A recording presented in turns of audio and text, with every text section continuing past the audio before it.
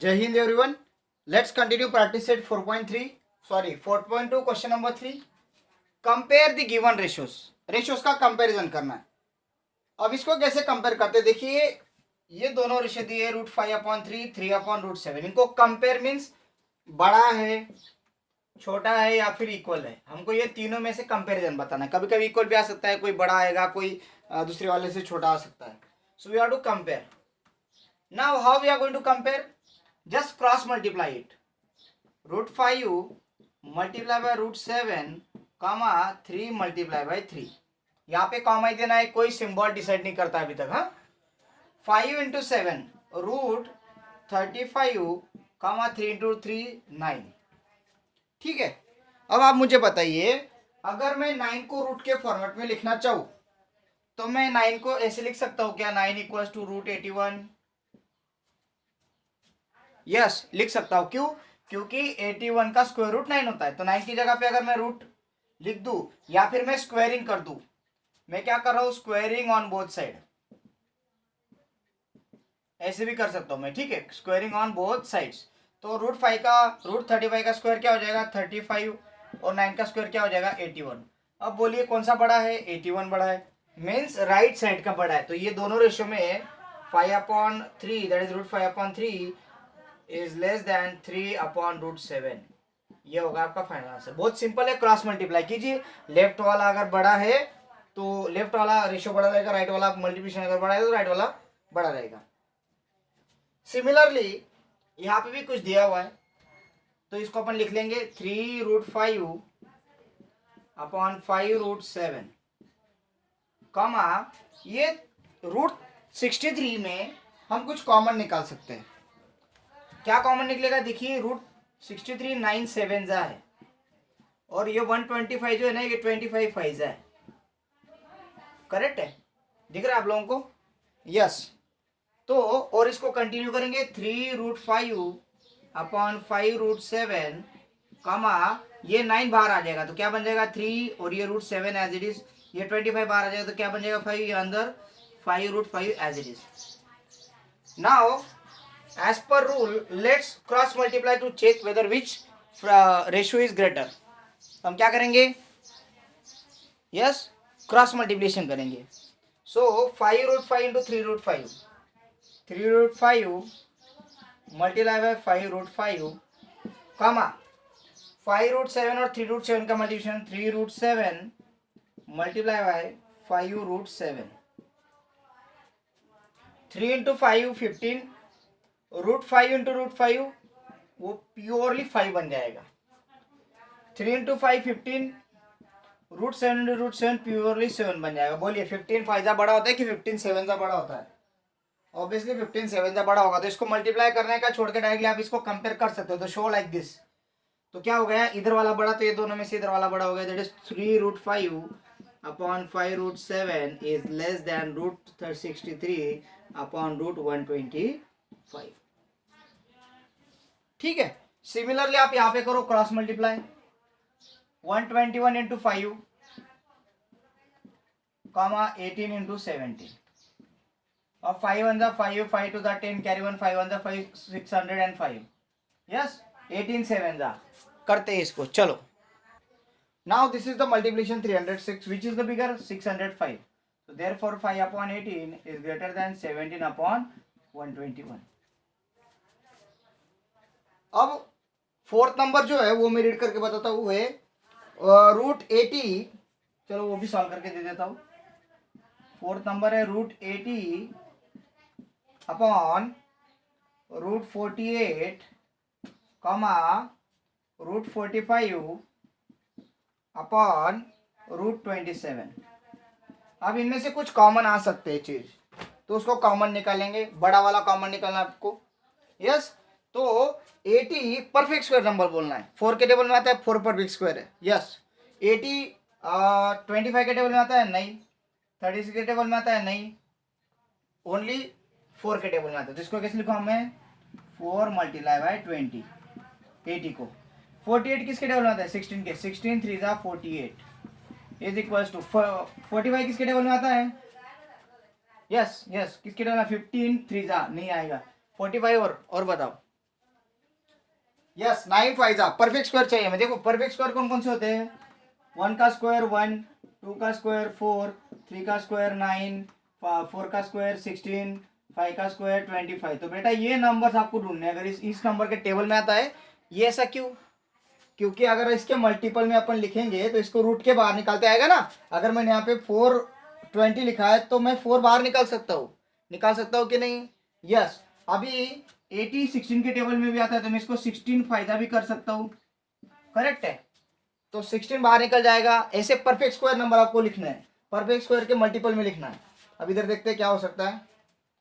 45 किसका perfect, 9, 9 Pfizer 15 के table में आता है, बट 15 और 3 परफेक्ट स्क्वायर नहीं है, 9 परफेक्ट स्क्वायर है। 9 फाइजा 27, 9 3 ये हो गई बात। अब आगे इसको हम रिड्यूस कर सकते हैं। ये क्या आ गया 4√5, नीचे आ जाएगा 4√3 कॉमा 3√5 अपॉन 3√3 हो गया। अब इसमें कुछ कट हो सकता है क्या, यस 4,4,3,3 कट हो गया। तो √5 अपॉन √3, √5 अपॉन √3 आपको क्या लग रहा है, दोनों इक्वल दिख रहे हैं क्या, है इक्वल है। तो therefore they are equal. Yes cut होता है, कट होगा ऑब्वियसली, सेम है ना, ऊपर नीचे सेम नंबर से डिवाइड करते तो कट होगा, आप कुछ भी करो नो प्रॉब्लम। तो यहाँ पे इक्वल दिखाने की जरूरत नहीं, कॉमन था ये, यहाँ पे इक्वल आएगा। फाइनल आंसर आपको ऐसे लिखना होगा, ठीक है। रही बात लास्ट, डेसिमल नंबर से ट्राई करो मल्टीप्लाई करके, जो बड़ा आएगा that is the final answer. Okay अगर आपको उसमें भी दिक्कत है तो मैं उसको भी सॉल्व करके बताता हूँ, कोई प्रॉब्लम नहीं मुझे। हाँ चलो उसको भी सॉल्व कर लेते हैं। 5th नंबर को, क्वेश्चन नंबर 3 का 5th, उसमें क्या दिया है 9.2, 5.1 कॉमा 3.1, 7.1। देखिए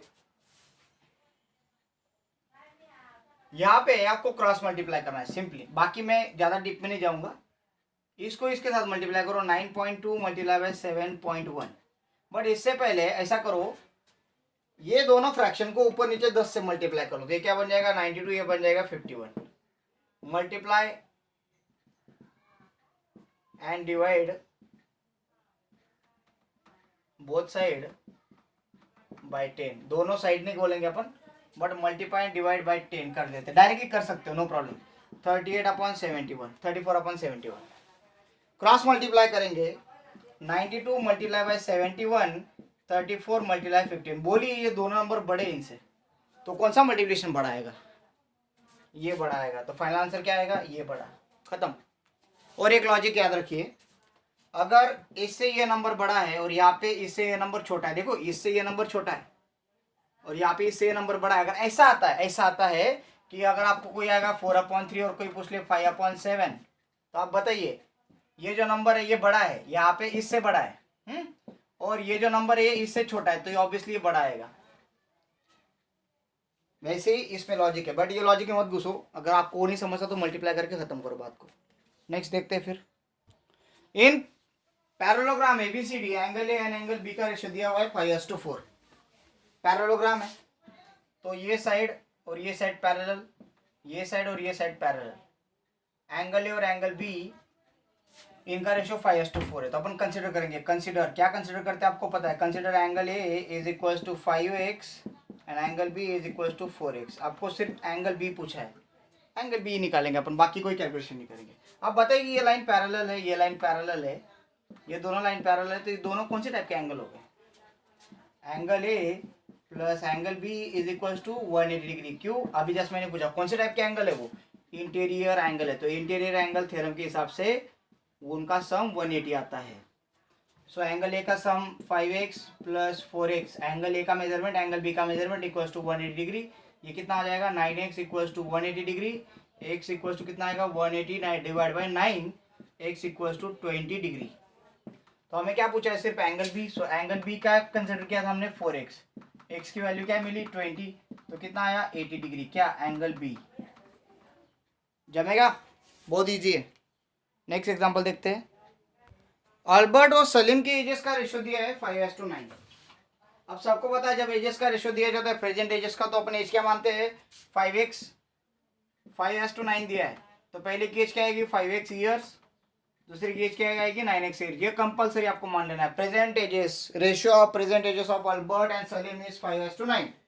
लिख लिया 5x 9x। लिखने के बाद उन्होंने बोला है कि 5 साल के बाद, 5 साल के बाद अल्बर्ट की एज कितनी रहेगी, after 5 years Albert age is 5x + 5 और सलीम की एज 9x अभी है, 5 साल के बाद 9x + 5।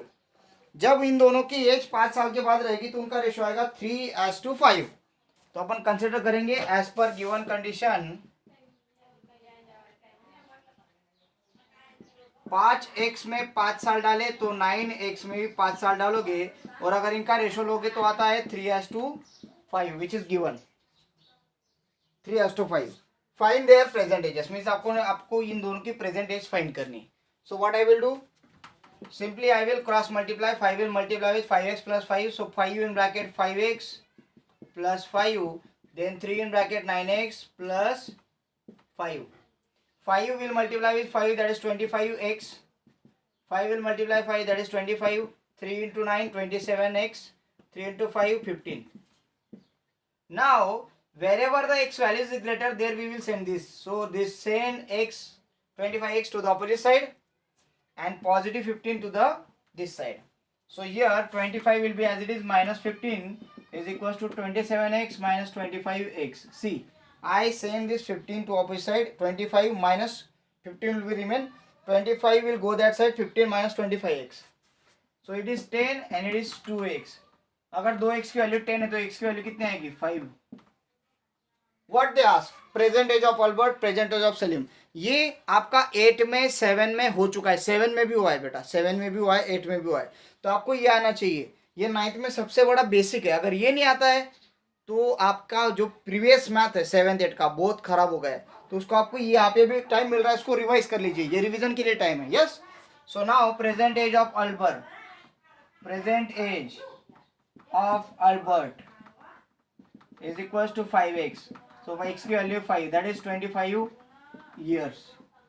And सलीम की एज क्या है 9x, that is 9 multiply 5, that is 45 years.